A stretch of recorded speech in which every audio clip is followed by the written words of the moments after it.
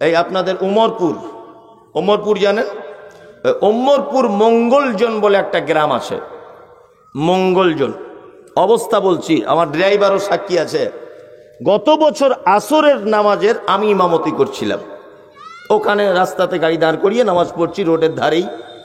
তা ইমামতি করছি, আল্লাহু আকবার।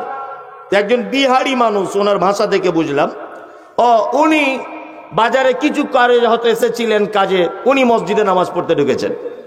এখন ওনার ফোন বাজছে, একবার ফোনটা কেটে দিলেন, পকেটে ভরে দিলেন, আবার ক্রিক ক্রিক ক্রিক করে বাজছে। তো উনি নামাজে হাত বেঁধে বলছে, বাদ মে কল কিজিয়ে, আবি হাম নামাজ মে খড়ে হ্যায়। নামাজ পড়তে পড়তে বলছে, আল্লাহর কসমের কথা, উনি নামাজ পড়তে বলছেন বাদ মে ফোন কিজিয়ে, আবি হাম নামাজ মে খড়ে। মনে মনে বলছি, এ যা রাগী লোক, যদি নামাজের ভিতরে না হতো তাহলে বাইরে হলে মনে হয় ওর মা পুরো উদ্ধার করে দিত। কি বললাম বুঝলেন না? এই হচ্ছে আমাদের নামাজের অবস্থা। আল্লাহু আকবার। আল্লাহ সুবহানাহু ওয়া তাআলা সৌন্দর্য এটাকে পছন্দ করে কি করে না? করে। আচ্ছা, এবার আপনাদেরকে একটা কথা বলে বোঝানোর চেষ্টা করছি, একটা মানুষ কতটা ভদ্র বাহ্যিক দৃষ্টিতে কি দেখলে বোঝা যায় জানা আছে? নেই। সভাপতি সাহেব বসে আছেন, আলহামদুলিল্লাহ যোগ্য মানুষ। এখন উনি যদি একটা লাল ক্যাটকেটে পাঞ্জাবি পরে যদি এখানে বসে থাকে, তা লোক কি বলবে? যে এত দামি মানুষ আর এই ওনার পছন্দ, বলবে কি বলবে না? তাহলে ওনার জন্য লাল ক্যাটকেটে কালারটা মানানসই নয়, ওনার জন্য এইরকম কালার নর্মাল সাদা বা অন্য কোনো ভদ্র কালার ওনার জন্যই বেটার, তাই না? জি। উনি যে মোটর সাইকেল চেপে এসেছেন, ওই মোটর সাইকেলের চাকাতে ফচকে ছেলেদের মতো 4-5টা লাইট লাগানো, যখন স্টার্ট দিচ্ছে চারিদিক থেকে পিক পাক করে লাইট জ্বলছে।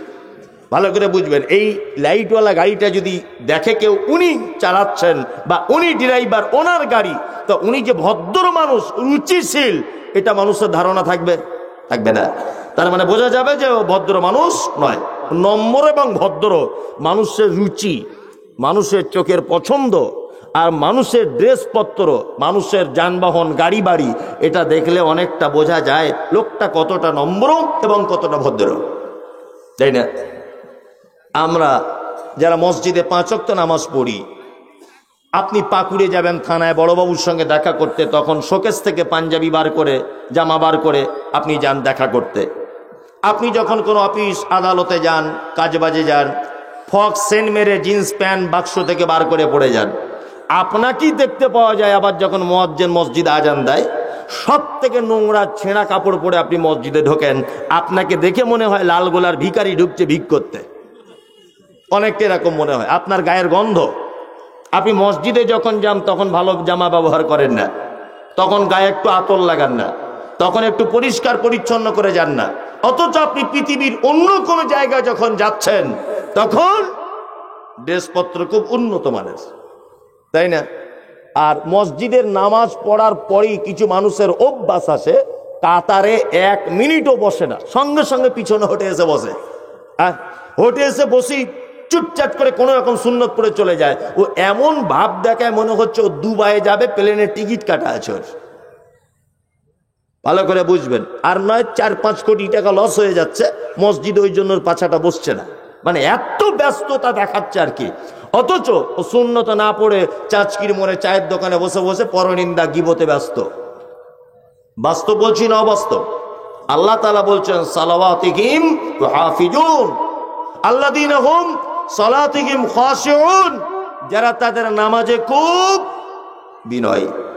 এই যে শীতকাল, এগুলো বোঝার চেষ্টা করুন। শীতকাল আমরা অজু করি না, অজু কেমন করে? চটপট ঝটপট করি, কোনো রকম মুছে দিয়েই চলে গেলাম।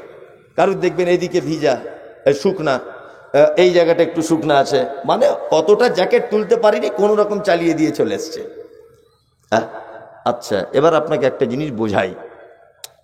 মানুষ ততক্ষণ পর্যন্ত কোনো জিনিসকে মূল্য দেয় না যতক্ষণ না পর্যন্ত মানুষ তার যে কতটা পাওয়ার, তার যে কতটা ক্ষমতা, এইটা বুঝতে যতক্ষণ না পারবে ততক্ষণ তাকে সম্মান দেবে না। এখন নাজমুল আলম একটা বড় পুলিশ অফিসার ধরে নেন, তা ও সাইকেল চালিয়ে আসছে, তা আমার মোটর সাইকেলের সাথে ধাক্কা মেরে দিয়েছে কোনো একটা কারণে। আমি সাইকেল নিয়ে যাচ্ছি, ও মোটর সাইকেলে আমার গাড়িতে ধাক্কা মেরেছে। তা ও এমনি সাধারণ জামা আর প্যান্ট পরে আছে, তা আমি ওকে চিনি না। তার সাইকেল থেকে উঠে বলছে, জানিস শালা আমি এই এলাকার কে, তোকে কি করতে পারি, তুই আমার সাইকেলে ধাক্কা মারলি। অনেক কথাবার্তা ওকে গালাগালি করছে, ওকে চিনি না তাই। ও তখন তার বুক পকেট থেকে আই কার্ডটা বার করে দিয়ে বলছে, এই তুই আমাকে চিনিস? আমি পাকুড় থানার বড় বাবু। আচ্ছা, এই যখন আমি জানতে পেরে যাব থানার বড় বাবু, তখন আমি একটা কথা বলতে পারবো? ওকে যে গালাগালি করছিলাম আর পারবো না। এখন এই আই কার্ডটা দেখার পরে আমি বুঝতে পেরে গেলাম ওর কতটা পাওয়ার। আমি এটা বুঝতে পারলাম ওর একটা সিগনেচারে আমার ফাঁসি পর্যন্ত হয়ে যেতে পারে। ঠিক তেমন আমরা নামাজ পড়ি না কেন? আলেম ওলামারা এইসব বক্তব্য দেয় না, শুধু বলে নামাজ পড়োস, নামাজ না পড়লে জাহান্নাম। পড়ি না কেন আর কেন পড়বো সেটা আগে আমার দেখতে হবে। খুব ভালো করে বোঝার চেষ্টা করুন। অজু কেন আমরা ভালো করে ধোবো, শীতকালে কেন মোটামুটি করে এরকম করে চলে যাব?